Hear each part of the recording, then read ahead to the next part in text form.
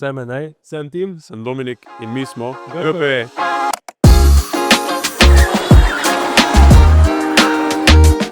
Projekt Formula študent na Univerzi v Mariboru se je začel v letu 1999. Je s tem najstarejši projekt na celinski Evropi. S tem pa, da smo potem po nekaj letih razpadli. Ekipa GPE, kot jo poznamo danes, pa je nastala leta 2010. V tem času je naredila v 13 letih combustion dirkalnike, se pravi na notranje izgorevanje. Potem pa je pričela z električnimi dirkalniki pred 2 letami. To je naš drugi dirkalnik. In ja, letos praznujemo 15. obletnico ekipe. Naša ekipa je sestavljena glede samega vodstva, da imamo vodjo projekta, nato imamo tehnično vodja in pod tem se delijo vodje po samih sklopih. Imamo vodjo šasije, vodjo podvozja, vodja elektrosklopa ter pa vodjo marketinga, pa še aerodinamika. Tako je. Ja, zdaj razvoj poteka od začetka pa do končnega dirkalnika nekje 1 leto. Ponavadi se začne nekje do decembra faza razvoja, potem pa se nadaljuje sama faza izdelave in še dodatne možne izboljšave, ki se vidijo tekom sezone. Tako da ponavadi je vedno vsaka sezona sestavljena iz najprej faze dizajna, kjer samo rišemo, analiziramo podatke iz prejšnjih let in poskušamo najti rešitve ter izboljšati dirkalnik, in potem faze izdelave, kjer se skoraj vsi sklopi fokusirajo zgolj na samo izdelavo in da se formula pravčas konča, da je pripravljena za tekmovanje. Ja, zdaj faza načrtovanja poteka tako, da ponavadi po koncu sezone, po vseh tekmovanjih, se naredi še nekaj testiranj. Recimo naredimo nekaj analiz raznih meritev z Devesoftom, ki je naš sponzor. Potem sledi analiza in obdelava vseh teh podatkov, kjer vidimo možne izboljšave. Potem pa ponavadi po sezoni se nas več dobi skupaj in predebatiramo, kakšni so cilji za naslednjo sezono, in se potem lotimo samega razvoja. Letos gre verjetno za največji tehnološki napredek po prehodu iz kombašna na električno. Saj smo se letos odločili, da bomo spremenili celoten pogon, torej sedaj bomo namesto enega motorja imeli 4 in-wheel motorje v samih kolesih. S tem pride še mnogo ostalih izboljšav, ki jih bomo naredili letos, kot so recimo popolnoma nov naš inverter, ki bo razvit in izdelan pri nas, spremenili in odločili smo se tudi, da bomo šli iz 400-voltnega na 600-voltni napetostni sistem, spremenili bomo samo geometrijo podvozja, hlajenje in vse takšne stvari. Torej, kot sem rekel, gre za največji tehnološki napredek do sedaj. Ja, to leto, torej ta formula pa je v bistvu samo izboljšana verzija prejšnje. Torej, kot sem rekel, po samih analizah in podatkih smo naredili nekaj sprememb v geometriji. Potem na novo smo dizajnirali celoten aeropaket, ki je veliko drugačen. Malo spremenili tudi geometrijo šasije. Spremenili smo tudi še sistem napeljave, se pravi nizkonapetostno napeljavo je šlo iz 12 voltov na 24 voltov. To pomeni, da smo lahko prihranili približno 2 kg v teži, prejšnji je imel 3,5 kg, ta ima zdaj 1,5 kg. Tudi v aerodinamičnem paketu smo dodali DRS, se pravi sistem za zmanjšanje upora. To nam pomaga na ravnicah, da lahko dosežemo višjo hitrost. In pa spremenili smo sistem hlajenja, ker smo ga premestili, pa s tem dosegnili večjo učinkovitost. Največ vpliva sam pogon, ki ga izbereš. Recimo večina ekip na tekmovanjih ima sistem, kjer imajo 4 motorje v kolesih in so veliko hitrejši in zmogljivejši od nas, tako da tam je največja sprememba. Veliko pa je odvisno tudi od same geometrije avta in geometrije podvozja. Je pa načeloma več majhnih stvari doda samem performansu, tudi teža. Zdaj, pri fazi razvoja se največkrat soočamo morda z finančnimi problemi. Kako bi rekel, ker ponavadi vedno vsak začetek sezone imamo ogromno idej, potem pa je treba te ideje zmanjšati in prilagoditi sami sezoni, da bo vse možno izpeljati v pravem času in da bo tudi to finančno mogoče. Pri izdelavi pa se veliko soočimo z raznimi problemi, ne vem, da recimo kakšna stvar je prepočasno narejena ali pa, ja, glavnem, vedno smo v bitki s časom, tudi na začetku sezone, že. Mi se v bistvu financiramo na 3 možne načine. Prvi način je, da nas podpirata 2 fakulteti, in sicer fakulteta za strojništvo in fakulteta FERI. Potem pa se še podpiramo z raznimi projekti, ki jih izvajamo, in pa sponzorji, ki so pa največji vir dohodka. In sicer mi sponzorje prosimo tako za finančne, materialne in storitvene donacije, potem zdaj v tem primeru finančno, da se oni podprejo z različnimi zneski, od 200 evrov pa vse do nekaj tisoč evrov. In to nam pomaga potem pri izdelavi dirkalnika. Zdaj recimo za primerjavo, v letošnjem letu nas čaka tam na grobo 75 000 evrov stroškov in to moramo nekako skupaj nabrati, kar je kar velik izziv, ampak ja, do zdaj smo še vedno na nek način skupaj spravili, pa tudi letos bomo. V preteklem letu smo nameravali iti na 4 tekmovanja in 1 predtekmovanje. Tisto predtekmovanje je bilo na Madžarskem, Formula Student Easter se imenuje. Tam smo preverili skladnost dirkalnika z pravilnikom, ki ga izda organizacija Formula Student Germany. Potem pa smo šli na 3 tekmovanja, mogli biti na 4, ampak 1 je bilo žal odpovedano. Šli smo pa na Nizozemsko najprej, v Assen, na dirkališče, kjer se tudi odvija MotoGP. Potem smo pa še šli na Češko in pa na Hrvaško.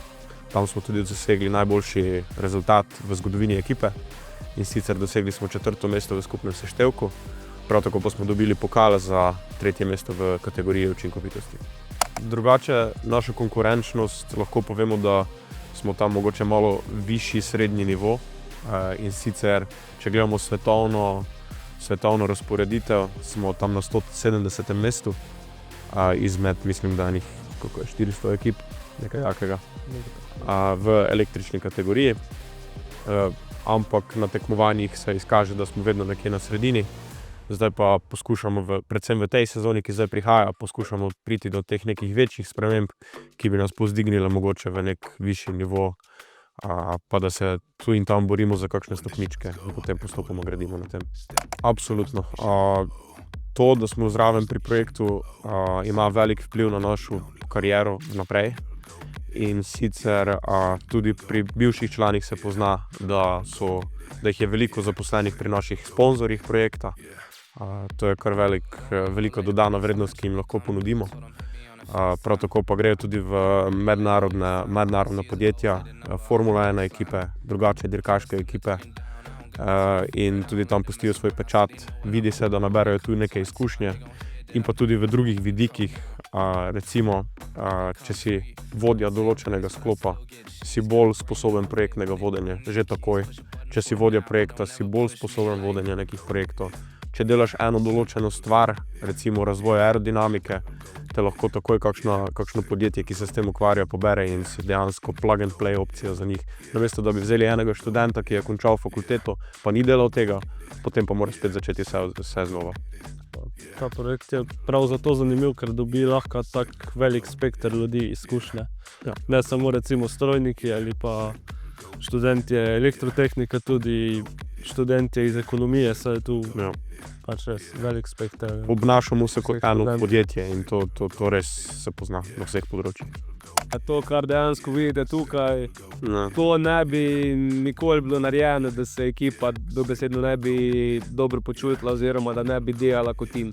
Ker tudi v podjetju, če ekipa oziroma vsak član podjetja oziroma ekipe dela, se trudi, ima vizijo k nekemu cilju, bo ta cilj tudi dosegel. In pač pri nas se to vidi, da vsako leto, če imamo to motivacijo, ta trud, vse se bo poplačalo in na konci je naš uspeh. Včasih že imaš mogoče s kakšnim članom nesporazume, kakšne različne ideje, ampak na koncu, če je avto porihtan, pa vozi vse super, potem to oba hitro pozabita.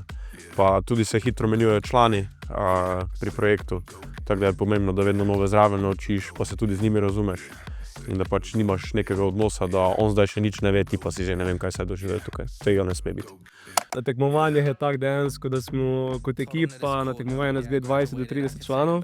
To pomeni, v vsakem dnevu imamo zraven obveznosti, tako kot statični in dinamični disciplini, imamo tudi dosti prostega časa za druženje, igranje različnih iger, ne vem, kuhanje tudi, kaj moramo jesti. Tako da zabava je definitivno prisotna. Dejansko to tekmovanje ti res ostane čisto vsak, ob katerega se deležiš, kot neka nepozabna izkušnja. Glede samega prostega časa, glede fakultete, kot ste rekli, je pa tako, da glede, če hočeš sodelovati in delati faks sproti in pač biti zelo aktiven član, sploh v tem projektu, sploh še kaj doma, moraš se res dobro znati čas organizirati, ker marsikdaj se zgodi, da če si časa v začetku sezone nisi dobro organiziral, pridejo kolokviji, pridejo izpiti, pride mesec februar, v katerem je največ izpitov, a takrat dejansko ta projekt potrebuje glih največ vloženega časa in je problem, ker marsikdaj ocene trpijo zaradi tega, oziroma tudi kak letnik. Običajno pri celotni zadevi potem izpade spanec. Temu malo manj pozornosti namenjaš, še posebej na tekmovanjih, ampak ja, tako kot je Tim rekel, če si razporediš čas, potem se vse da. Ampak vedno je bilo mišljeno, da je ta projekt bil namenjen študentom, ki so sposobni nekaj več, ne samo študirati.